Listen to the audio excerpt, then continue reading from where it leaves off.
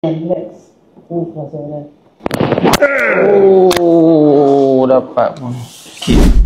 Okey, yang abang tak rasa semua belakang ni. Jadi saya nak double check balik. Saya nak check dulu. Nak tengok kena pasti masalah abang. Okey, saya tekan ni. Sakit kanan atau kiri bagi tahu. Kalau sama-sama. Sama. Sama dulu. Sakit. Oh, dia sakit. Kita kata. Okey. Yang ni. Sama-sama. Sama juga. Ini. Kurang. Sama juga. Sama juga. Jadi. Sakit. Oh. Ini boleh ni. Belum belakang lagi bahu. Eloklah abang datang betul dah. Sebab abang dah boleh rasa tak selesa dah badan. Tegang sangat ni bahu. Okey. Tunduk. Abang tunduk. Okey, saya nak pegang ni. Okey, tengok atas.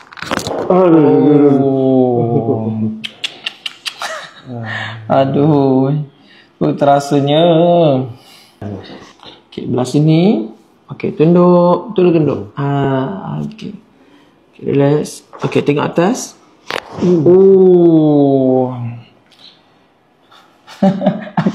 Adik pun angkat gitu kan.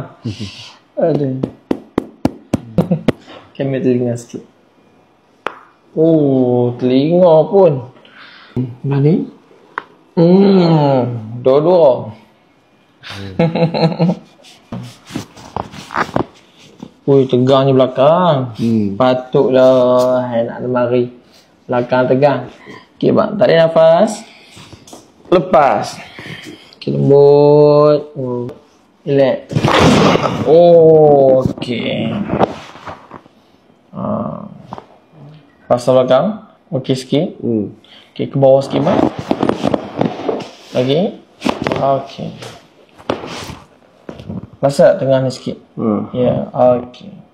Okey, relax je. Dah biasa dah, steady.